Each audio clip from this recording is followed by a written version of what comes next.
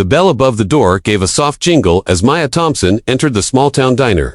Just like she did every Thursday at 5:30 p.m., she wore a long brown cardigan and carried a well-worn cane, her right leg slightly dragging behind. Her walk was slow, deliberate, and respectful, almost as if she didn't want to disturb the air around her. The waitstaff greeted her warmly, but most people hardly noticed. She sat in her usual booth by the window, always alone, always reading. But this evening, 3 teenage boys from the local high school sat in the corner, watching her. They hadn't seen her before. One of them, the loudest, pointed at her, Limp, and whispered something crude. The others laughed. When Maya passed by their table to reach her booth, one of the boys mimicked her limp. Their laughter grew louder.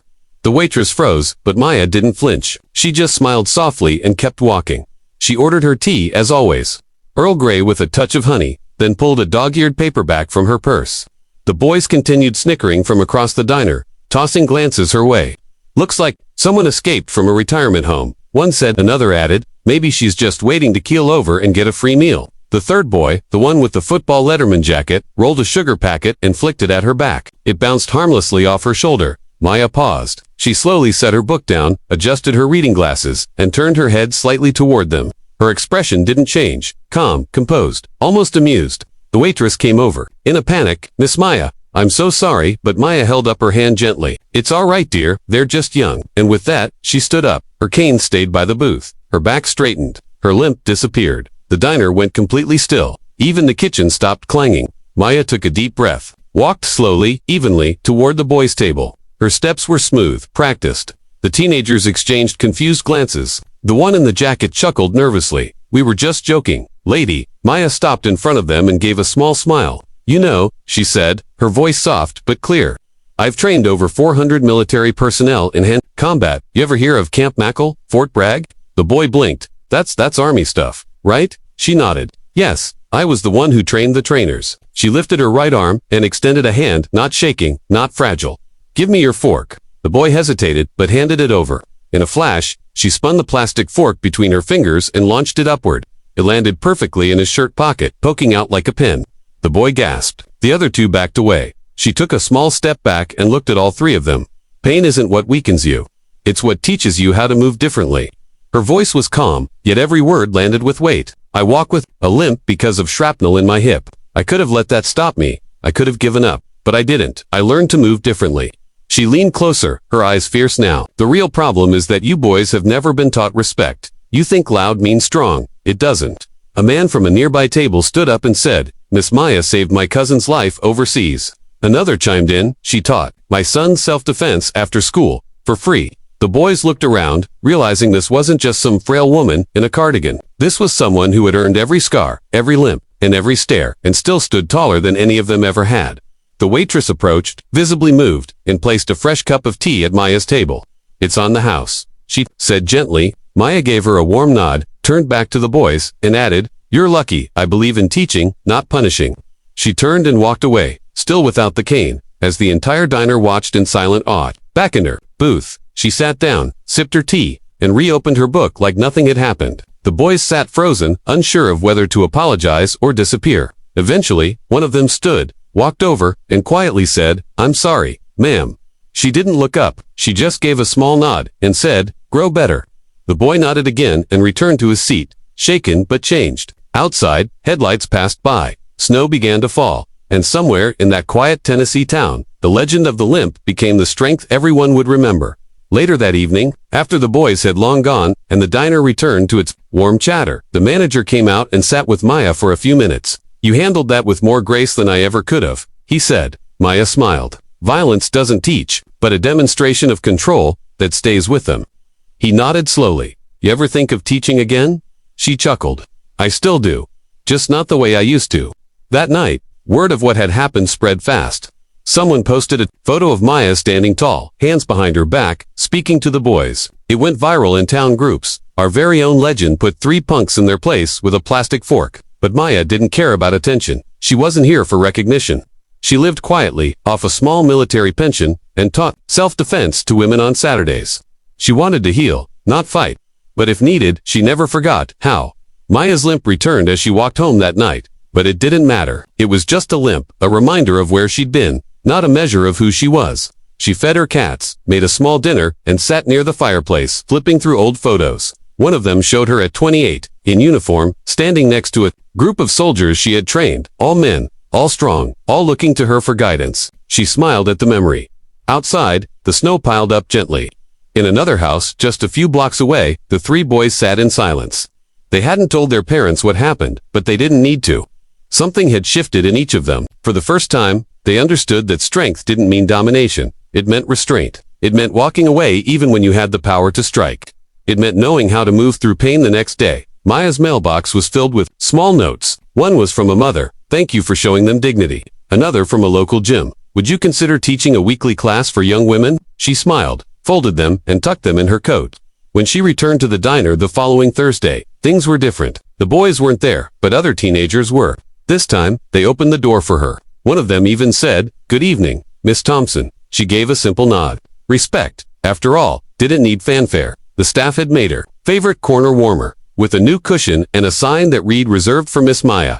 She didn't ask for it. They just gave it, and maybe, in a world that often overlooked people like her, that small act was everything. As the weeks went by, Maya's story spread beyond the town. A local news channel ran a segment titled, "From Limp to Legend, the Quiet Hero Who Stood Tall." She declined interviews but did agree to teach a free self-defense seminar at the town hall. Over 80 people showed up. Women, teens, even older men, all eager to learn. She opened with a simple statement. You don't have to strike to be powerful. You just have to stop running. Her methods were precise, slow, and focused on control rather than strength. She taught them balance, breath, and mindset, and every person who left that seminar walked out differently, not because they learned to fight, but because they understood what it meant to stand their ground. Maya had never wanted fame. She only wanted people to realize what she had long accepted. Scars don't define you. Character does. Months later, a small plaque appeared near the diner door. It read, "In honor of Maya Thompson for teaching us that true strength walks quietly."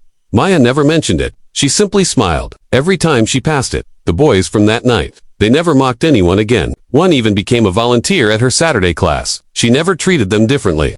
She welcomed them the same way she had faced them that first night, with strength disguised as calm. In a world obsessed with noise and power, Maya reminded everyone that true martial arts didn't live in fists or belts. It lived in stillness, in dignity, in knowing when to act and when to forgive. She may have entered the diner with a limp, but when she stood tall, she carried the weight of a lifetime of courage, and no one who saw it ever forgot it.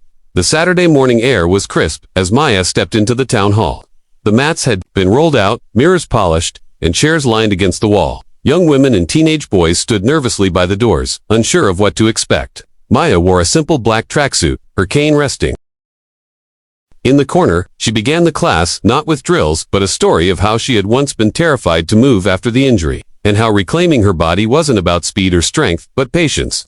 Her presence was commanding but never loud. She moved through the crowd with grace, gently correcting stances, guiding breath, encouraging each movement. The parents watching through the glass could hardly believe this calm woman with silver streaks in her hair was the same person who once trained elite units overseas. She didn't have to prove herself anymore. She just had to show them how to discover their own power. As the weeks passed, the seminar turned into a regular class. Maya accepted no payment. Just show up with respect, she'd say. Word spread. Through neighboring towns, students came from miles away. She emphasized defense over offense, focus over fear. And with each lesson, her students transformed, not into fighters, but into people who could walk taller. One day, the diner's owner invited Maya to teach a small session for his kitchen staff after closing hours. She agreed.